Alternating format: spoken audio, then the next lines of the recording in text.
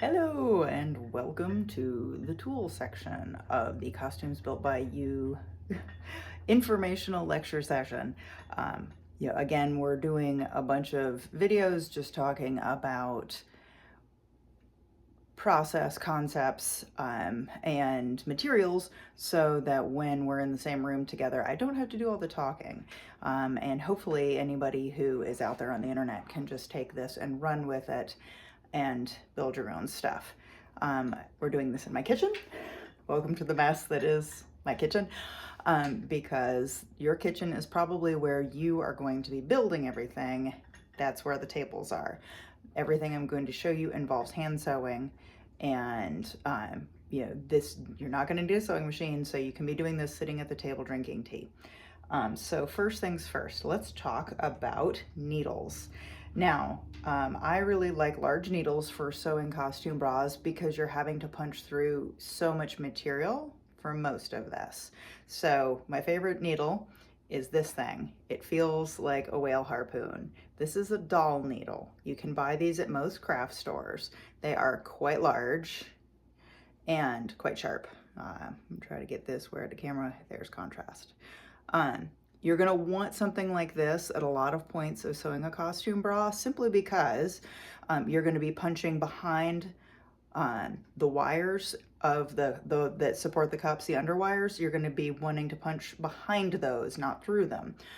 You're gonna have to force this thing through several layers of fabric and several layers of foam. And this is big enough to hold on to while you're doing it. So having something like this is really nice. I use these for a lot of the structure stitching.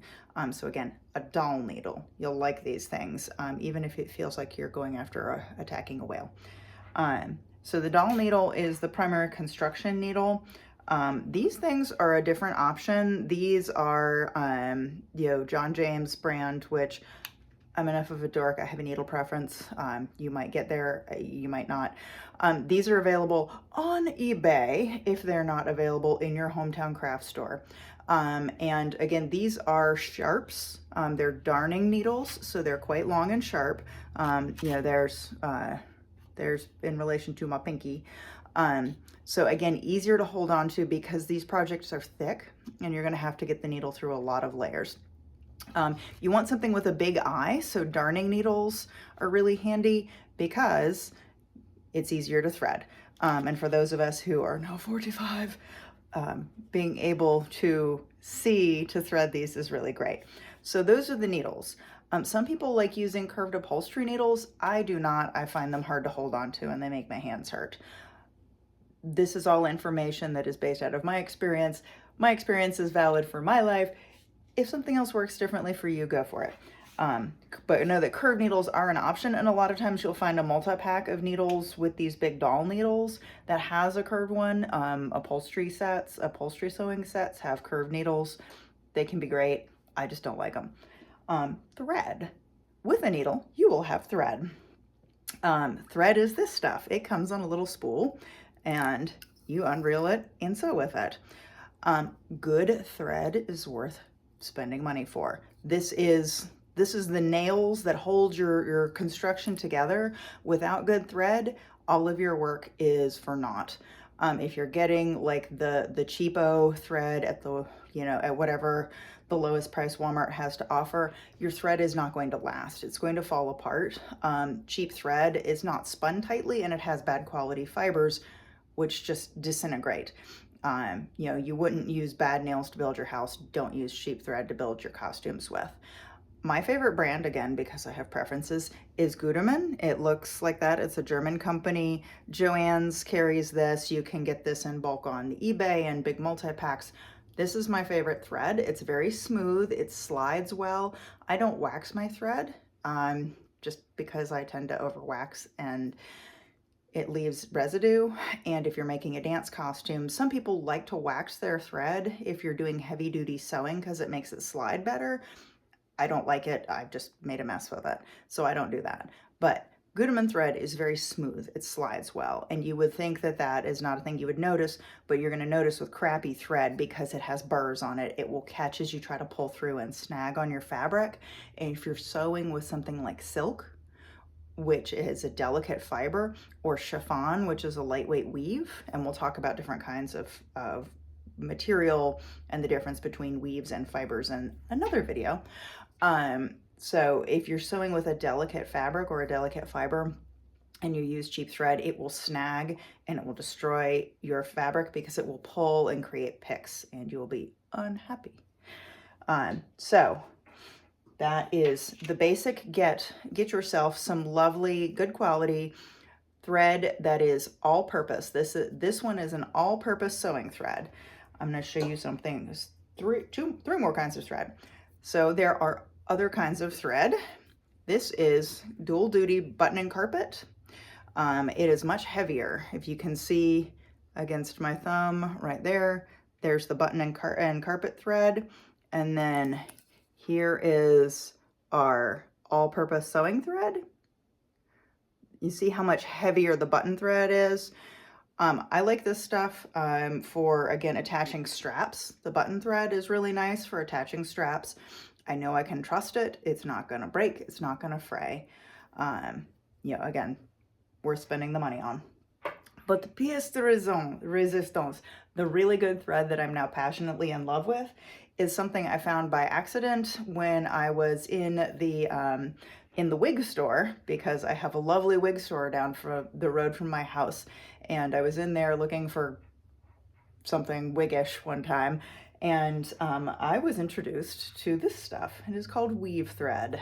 So this is in spools at anything like the Venus Beauty Supply. You can get it at some Sally Beauty Supplies, but a hair store that caters to the needs of Black ladies will usually have weave thread, and it is wonderful. It is very stout. It is good to do heavy duty construction with. It is intended to wear heavily and to get wet and not disintegrate when it gets wet. That can be a problem with thread, is sometimes the fiber will get weak when it gets sweaty and salty, which dancing is sweaty and salty and moist. So it's nice sometimes to have this, and I have used this stuff a lot now, and it has been very reliable. And you can get it in several colors available at the wig shop near me. I'm sure if you go online, you can get more exciting colors, but I use this on the stuff that gets covered up, so I don't worry about matching colors.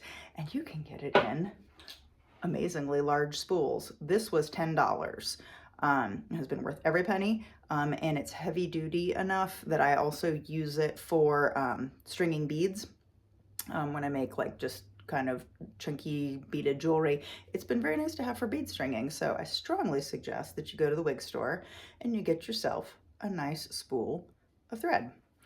Some other tools that will be nice to have while you're sewing. Again, we're going to be punching these needles through lots of layers. If you have delicate hands, that can be really hard on your hands. Get yourself one of these. This is an awl. It is made for making holes prior to sewing. This is a very handy little tool. It's got a handle on it, which is much easier to hold on to than just a needle. So this little pointy part, you just poke, you pre-make a hole, you're pre-drilling a hole to put your needle and thread through. If you're wanting to use like really chunky thread for design reasons, it can be nice to use this because you can make a big enough hole, gently working your fibers apart in your fabric. You can make a big enough hole that your thread won't pull against the sides of the hole, and then you can gently work your fabric closed again. I like having awls around, especially for heavy duty work. And again, if my hands are feeling tired, I'll go ahead and create a path for my needle before stabbing the needle through. Scissors are the obvious. I just wanted to show off a lovely pair of scissors. A friend of mine bought these for me when she was at a quilt show, and they're very lovely and fancy. Get yourself 2 pairs of scissors, because while you are working on any kind of costumes projects, inevitably you're going to want to cut sequins or some kind of thing with plastic trim, or you're going to be extracting material from a pre-made garment if you're a salvager like I am. Get yourself a pair of scissors that you use on everything that's not nice fabric. Because you want to keep your nice fabric scissors nice. And They will last a lot longer. Get yourself some crap beater pair of scissors at Dollar General that you use on anything that got sequins in it, anything that's got plastic woven into it in any way, or metal threads, because that will all destroy your scissors. Please don't destroy your nice scissors. Get yourself some crap scissors. These are very important. Pins. You're going to use a lot of these. I don't like to pre-stitch. I like to pin everything in place, and I do like one running stitch through. So I don't glue anything in place. So I use a lot of pins.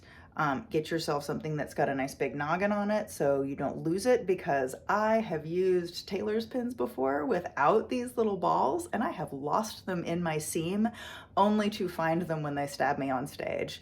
And you can tell in the video, so don't do that. Get a pin with a big head. They're way easier to work with, and some people count their pins. I'm OCD, but I'm not that OCD. But yeah, make sure you pull all of your pins out, and it's much easier if you have a big noggin on them to know you've gotten them all out. So that is construction tools. So when you're wearing a top, you obviously have to fasten it on yourselves, and there are a couple of different ways to do that. There are ties, and then there are actual hook and eye fasteners. Do not use a snap to fasten a bra unless you want that bra to fall off. That's how the burlesque folks do it. They a lot of times will use a snap closure because they need it to open up quickly. They're also not usually wearing a costume for a full set like you folks in Cabaret Land do, where you're wearing like one costume for like a full progression of multiple pieces. They have that, and the point of their bras is to come off. If you want a bra to come off, use a snap to fasten it. If you want it to stay on, please use a hook and eye closure. The ones that you can get that are called skirt hooks at the kind of all-purpose sewing stores like Joann's are not very heavy duty. I have had them bend open on me as I danced. Luckily, that was in the living room during rehearsal, and I replaced that hook. But I will put a link to the purveyor of these fine hooks. This is a trouser hook. I bought this from a tailoring company. They specialize in fine menswear supplies and have beautiful wool. They also have really nice findings. If you see from the side how deep that is, you see the depth of the hook, it is nice and strong. It's pretty big. It's got really nice, sewing holes in it. I'm trying to see where you can see all the gaps in it. You can really stitch this sucker down nice and tight. That is the hook. Here is the eye. You just put them on. You put this on one side of the strap, and you put the eye on one side and the hook on the other side of the closure. Hook them together. If you want to make a snap closure, the time to use that is if you want to cover up your closures where your straps have met and there's a hook and eye. Then you can cover the outside of the straps with a pretty applique or something maybe, and then snap that down. Snaps are always going to be to hold a decoration closed for belly dance, please, as opposed to actually structurally holding the top on you. I am a big fan of using rings as a component in my straps. I have hypermobility in my shoulders, and I move everything in my upper body a lot when I dance. I want my straps to be very fluid, and I'll show you a bunch of bras that I've made in another video, and you can see how rings go in. A really cheap, accessible source of rings that will not break are key rings. So if you go to any craft store, again, Michael's or Joann's, they'll have steel split rings. A split ring is a metal ring, and it opens up like any key ring does, like that. What it does not have is a split through the ring. This is wire that has been flattened and rolled together. This is not going to open up and pull out of your strap while you dance like this does. So if you can see right here, this is a ring I salvaged from a purse along with several other fellows. They're really pretty. It's bronze color. I love the color. But if you look at that, I can open it up with a pretty easy twist. I would not personally rely on this to hold my top on. I've used a couple of rings like this out of this batch for belt components. I'm not going to rely on it to hold my top on because I have had rings open up on stage and the straps slide through them. Luckily it didn't come out all the way, but I'm a beast and apparently my costumes like to fail on stage. So there are lovely steel rings that you can get on the eBay for very cheap. Stuff like purses, belts at the Goodwill, sometimes shoes. So go to your thrift store and dig in the thrift stores for like destroyed purses or backpacks. Anything that's got hardware on it. I like found a great bunch of steel rings one time, and they were part of like a harness. A guy climbs trees, lumberjack. They were part of a lumberjack harness, and they were wonderful rings, but there were a bunch of different adjustment bands on this harness, and I got several nice steel rings out of it. So go dig through your thrift store because there might be a bunch of cheap steel rings in your life. When stuff like this is like, I pulled these off of some fashionista purse. Again, like I would use this for belt components, but because it's got this neat little like connectory bit, but look at it, it doesn't lie flat. Don't fall prey to thinking that this will be comfortable. Something like this is going to pinch you. Like if you attach, I was like, ooh, I'll attach this to the bra and it will be really like Mad Max and Apocalypse. And I tried attaching this to a bra and it's very pinchy because see this, it doesn't lie flat. This part, the smaller ring where I was going to attach the tie, I was going to put the tie through this, having stitched this part to the bra, it's very pinchy. So stuff like this looks like it might be a lot of fun. Put this on a belt where you're going to have a scarf underneath padding your hip. So that's the tools. We're going to break and I'm going to do another video with a bunch of different bras, and we're going to talk about fabrics as well.